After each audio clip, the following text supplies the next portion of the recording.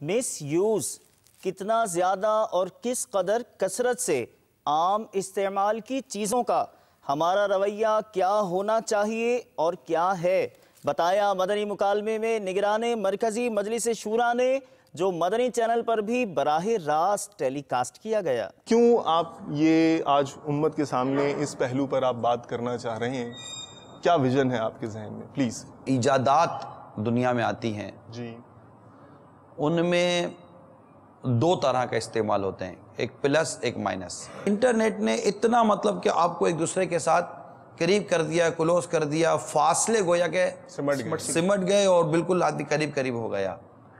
और शायद अरबों लोग इसमें मुब्तला हैं, इसका इस्तेमाल करते हैं। अब इसका इस्तेमाल हर तरह का है, तो हमारी तबीयतों में मिसयूज बहुत है। इवन के हमारे यहाँ बाज़ वेबसाइट्स ब्लॉक कर दी जाती हैं। इस पर रिसर्च की जाए कि जितनी भी ये वेबसाइट्स हैं जो रिसर्च एंड डेवलपमेंट, जो तरक्की के तौर पर या मालूमात, पॉजिटिव मालूमात हासिल करने के तौर पर जो बनी गई हैं, इनके यूज़र कितने और इसमें मौजूद फजूल किस्म की तफरियात, और फिर उसमें भी गुनाहों भरी तफरियात, और बाज़ वो गुनाहों भरी तफरियात माज़अल्लाह जो इंतहाई बेगैरती और इंतहाई बेहया पर मबनी है, उनमें कितने लोग इन्वॉल्व हैं। तो फ़र्क पड़, आपके सामने एक कैलकुलेशन आ जाएगी। जहाँ जाएं, जिधर जाएं, जहाज़ में बैठे हैं, ट्रेन में बैठे हैं, घर में बैठे हैं, आपस में बैठे हैं, जिसको देखो लगा हुआ है, कार में लगे हुए हैं तो मोटरसाइकिल पे लगे हुए हैं। एक रक्षा एक मुल्क में मुल्क का नाम भी नहीं लेता, उस शहर का नाम भी मौजूद है, मुल्क का नाम भी मौजूद है, रक्षा वाले का नाम भी मौजूद है। उसने अपने रक्षा को प्रॉपर वाईफाई कर रखा है, उसमें स्क्रीन लगा रखी है। तो नी मतलब कि इसकी तकसीम है मिसयूज की, कि ये नहीं समझ में आ रहा था कि आखिर मिसयूज किस चीज़ का मिसयूज उठाएं। अच्छा, किस चीज़ का गलत इस्तेमाल उठाएं।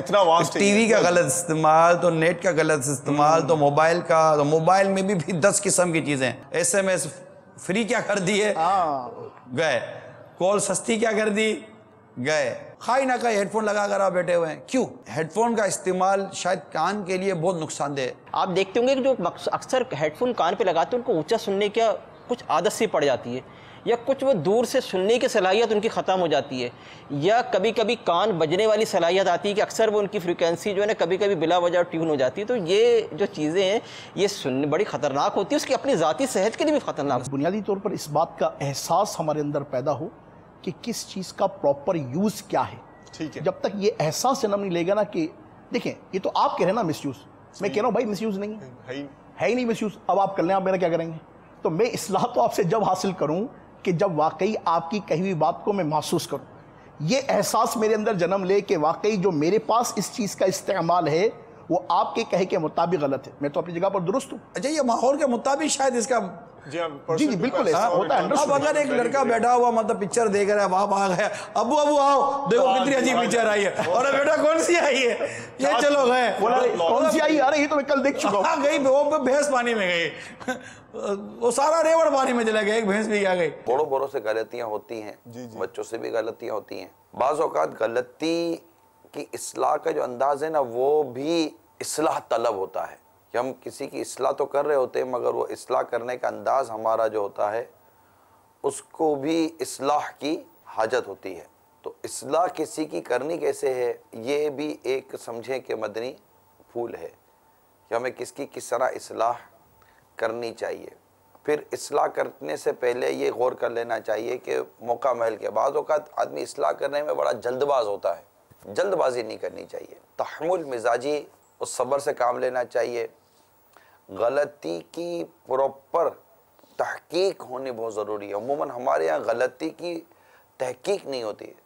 जब गलती की तहकीक नहीं होती ना तो इस्लाह करने वाला बाज़ औक़ात शर्मिंदा हो जाता है, अपने अंदाज से शर्मिंदा होता है और वो उसकी कोशिशें ज़ाया होती नज़र आती है। इस्लाह से पहले सब्र करना चाहिए और तहकीक कर लेनी चाहिए। इस्लाह आम काम नहीं है। तनकीदी मिजाज के जो लोग होते हैं तो उनको एक तो इस्लाह करने नहीं आती, फिर तनकीद बराए तनकीद, तनकीद बराए तनकीद, ये किसी को पसंद नहीं आ सकती। एक रोज़ सरकार मदीना सल्लल्लाहु ताला अलैहि वसल्लम ने सैयदना मुआज़ बिन जबल रज़ियल्लाहु ताला अन्हु को नमाज के बाद दुआ करने के हवाले से मदनी फूल अता फरमाया। आका मदीना सल्लल्लाहु ताला अलैहि वसल्लम का ये अंदाज किताबों में लिखा है, फरमाया मुआज़ वल्लाह मैं तुमसे मोहब्बत करता हूँ, तुम हर नमाज के बाद ये दुआ क्या करो, रब्बी अइन्नी अला ज़िक्रिका व शुक्रिका व हुस्नी इबादतिक। कि सरकार सल्लल्लाहु ताला अलैहि वसल्लम ने एक मदनी फूल अता फरमाया सैयदना मुआज़ बिन जबल रज़ियल्लाहु ताला अन्हु को, साथ एक जुमला अता इरशाद फरमाया जो किताबों में नकल किया गया कि मैं तुमसे मोहब्बत करता हूँ। अब आप किसी से इस तरह इजहार करेंगे, कोई दो बातें उसको अपनी मोहब्बत की प्यार की बयान करेंगे, वो ज़िंदगी भर ना आपका ये जुमला भूलेगा, ना आपकी नसीहत भूलेगा, ना आपकी इस्लाह के मदनी फूल भूलेगा। अभी लेटेस्ट एक तहकीक मैंने पढ़ी, वो तहकीक ये है कि अगर मातहत खुश हो ना तो उसकी कारकर्दगी 12% बढ़ जाती है। ये मैंने इस पर गौर किया, हालांकि एक इतनी सी इबारत थी तकरीबन, ये मैंने चंद दिनों पहले भी किसी मौके पर बयान में ये बयान किया था, तो किसी को ये बात इतनी पसंद आई कि उन्होंने मुझे SMS किया कि वाकई आपने जो कहा वो बहुत समझ में आने वाली बात थी।